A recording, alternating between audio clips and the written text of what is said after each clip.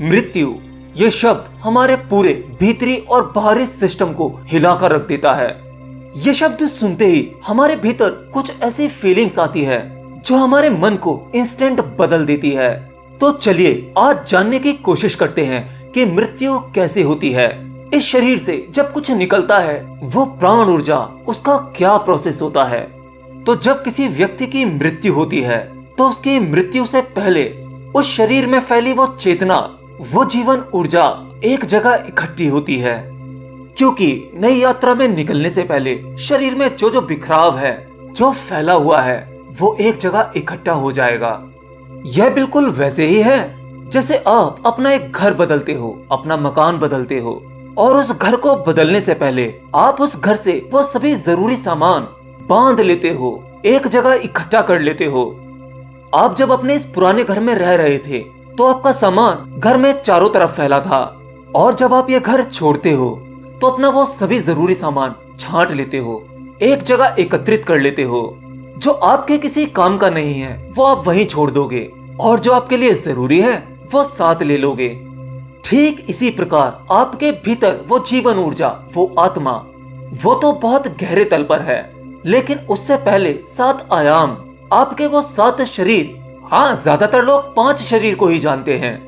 आपका मनोमय कोश, वो सभी जरूरी चीजें, या आप इसे ऐसे समझ सकते हैं आपकी आत्मा की ऊपरी परतें, वो सभी चीजें इकट्ठी कर लेती हैं जिन्हें वह छोड़ नहीं पाती। वह परत आपकी पुरानी स्मृतियों की एक पोटली बांधकर अपने साथ ले लेती है। आपके वो अधूरे काम या जीवन में जो करना चाहते थे वो कर नहीं पाए, यानी आपके अधूरे कर्म जो कहीं ना कहीं आप भीतरी तल पर करना चाहते हैं, भोगना चाहते हैं, इस जीवन में जो जी नहीं सके वो जीना चाहते हैं, वो सभी सामान आप बांधकर निकल लेते हैं दूसरी यात्रा पर, दूसरे मकान की तलाश में, क्योंकि पुराने मकान में रहकर शायद अब वो सब कुछ किया नहीं जा सकता। इसीलिए आपको दूसरे मकान की जरूरत पड़ती है, यानी दूसरा शरीर। तो मतलब जैसे ही हम दूसरे शरीर की यात्रा के लिए निकलते हैं, बिल्कुल वैसे ही हमारे शरीर में वो चेतना जो इस शरीर में फैलाकर रखा था उसे वापस लौट आएगी। आपकी वो सारी स्मृतियां, सारा सामान एक छोटे से बीज में कलेक्ट कर लेगी। हाँ, ये सब कुछ हमारे चेतना की ऊपरी परतों में इकट्ठा हो जाता है और आगे की यात्रा में एक वीर्य कण में प्रवेश पाकर निकल पड़ता है, जन्म लेता है। तो आपके शरीर के भीतर वो चेतना किस केंद्र पर इकट्ठी होगी? वो उसी केंद्र पर इकट्ठी होगी जिस केंद्र पर आप सबसे ज्यादा जिए होंगे, क्योंकि अंतिम क्षण तक आपका वही केंद्र सक्रिय रहता है जिस केंद्र पर आप सबसे ज्यादा जीते हो। जैसे मान लीजिए कि अगर एक व्यक्ति अपने पूरे जीवन केवल सेक्स के लिए ही जीता है, वो लाइफ में करता सब कुछ है, बड़ा पद, प्रतिष्ठा, धन दौलत सब कमाता है, लेकिन उसकी अंतिम इच्छा वो केवल सेक्स ही होती है। वो सब कुछ केवल सेक्स के लिए ही करता है, काम वासना के लिए करता है, तो उसके जीवन का आधार वही सेक्स पॉइंट होता है। तो ऐसे में उसके शरीर की सभी ऊर्जा, पूरी चेतना वो सेक्स सेंटर पर ही इकट्ठी हो जाएगी, और उसकी दूसरी यात्रा भी वहीं से शुरू होगी। तो ऐसे व्यक्ति मृत्यु से पहले वो अपने शरीर की प्राण ऊर्जा, वो चेतना उसी जगह पर सेक्स पॉइंट पर इकट्ठी कर लेते हैं, और फिर उसके प्राण जन इंद्रिय से निकल जाते हैं। और अगर व्यक्ति किसी दूसरे केंद्र पर जीता है तो उसके प्राण उसी केंद्र से निकलेंगे, मतलब जहां हम जिए थे वहीं से निकलेंगे। और इसीलिए कोई महान योगी आज्ञा चक्र से ही विदा होता है, और कोई प्रेमी हृदय चक्र से विदा होता है, और कोई बिरला परम ज्ञान को उपलब्ध व्यक्ति जैसे बुद्ध और बहुत से महान इंसान ये शास्त्रार्थ चक्र से विदा होते हैं। इनके प्राण क्राउन चक्र से ही बाहर निकलते हैं। हम जिस चक्र से विदा होंगे उसका पूरा प्रोग्राम हमारे सिस्टम में पहले से ही मौजूद है, उसकी प्रोग्रामिंग हमने खुद की हुई है। और एक ज्ञानी पुरुष किसी मृतक को देखकर बता सकता है कि इसकी आत्मा किस सेंटर या कहें किस चक्र से विदा हुई है। और याद रखना, इस जन्म में आप जिस द्वार से निकलोगे, जिस चक्र से निकलोगे, अगले जन्म का प्रवेश भी आपका उसी चक्र से होगा। इसीलिए ज्यादा संभावना यह होती है कि अगर कोई मनुष्य इस जन्म में मनुष्य का जन्म लेकर जिया है तो अगले जन्म में भी उसे मनुष्य का ही जन्म मिलेगा। और ये आत्मा जब माँ के गर्भ में जाकर किसी नए शरीर में प्रवेश करती है, उस छोटे से अणु में आत्मा वही द्वार ढूंढ लेती है जिस द्वार से वह निकली थी, क्योंकि वह वही द्वार जानती है। और योग विज्ञान तो यह भी कहता है कि आप उच्च कोटि की आत्मा को किसी के गर्भ में प्रवेश दिला सकते हैं।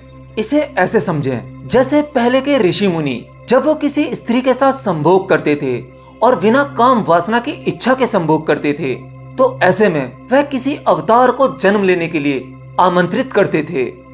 हाँ, दो शरीरों का मिलन बिना काम वासना की इच्छा के किसी महान आत्मा को जन्म देने के लिए भी किया जा सकता है, और ये एक बड़ा ही महान कार्य होता था।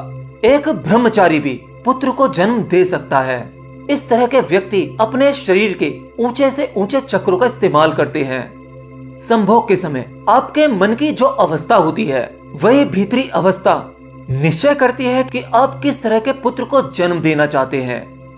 और आज जो हम इस दुनिया में देख पा रहे हैं, जो भी कुछ चल रहा है, लोग या तो सेक्स के लिए जीते हैं या पद प्रतिष्ठा सफल होने की दौड़ में जी रहे हैं। जैसे वो जी रहे हैं, वो सभी इच्छाएं लेकर मर भी रहे हैं। जो यात्रा जहां छोड़ देते हैं, वही यात्रा उनकी अगले जन्म में वहीं से आरंभ हो जाती है। और हम फिर वही बना रहे हैं जो हम खुद हैं। लेकिन फिर भी आज की इस बिजी लाइफ में मैं धन्यवाद करना चाहूंगा यूट्यूब का कि हमारे चैनल पर जुड़े हुए वो सभी लोग एक एक करके चुन चुनकर इकट्ठे होते जा रहे हैं, जिनके अंदर जिज्ञासा है रहस्य को जानने की, कुछ अलग पाने की।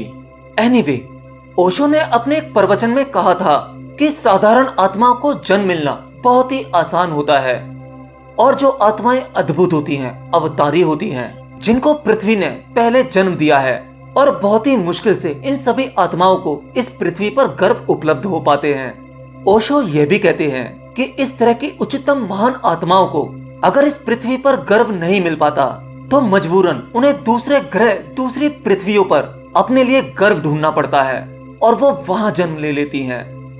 इससे यह साबित होता है कि हम जितना जानते हैं वह कुछ भी नहीं है। इस यूनिवर्स में केवल यही ग्रह अनोखा नहीं है। इस अनंत यूनिवर्स में ऐसे न जाने कितने ग्रह होंगे जहां पर जीवन संभव होगा। वहां का बुद्धि स्तर भी अलग होगा। इस तरह की आत्माओं के लिए एक बार तो हमने पृथ्वी पर जन्म उपलब्ध करा दिया, वो गर्भ दे दिया, लेकिन शायद उनकी अंतिम यात्रा, आखिरी द्वार में प्रवेश पाने के लिए उन्हें किसी और ग्रह पर गर्भ ढूंढना पड़ता है। और जिसमें से कुछ आत्माएं तो ऐसी होती हैं जो वापस इसी पृथ्वी पर जन्म पाने के लिए हजारों सालों का इंतजार करती हैं, उस उच्च कोटि के गर्भ का इंतजार करती हैं। तो संभोग के समय आपके मन की स्थिति जिस प्रकार होगी, अगर बहुत आध्यात्मिक, गहरी, शुद्धतम और प्रेम पूर्वक होगी, तो आप किसी महान आत्मा को ही जन्म दोगे। लेकिन अफसोस, आज का मनुष्य संभोग में बेहोश होकर उतरता है। और अगर आप संभोग में बेहोशी में उतरेंगे, तो आप बेहोश इंसान को ही जन्म देंगे, सोए हुए इंसान को ही जन्म देंगे।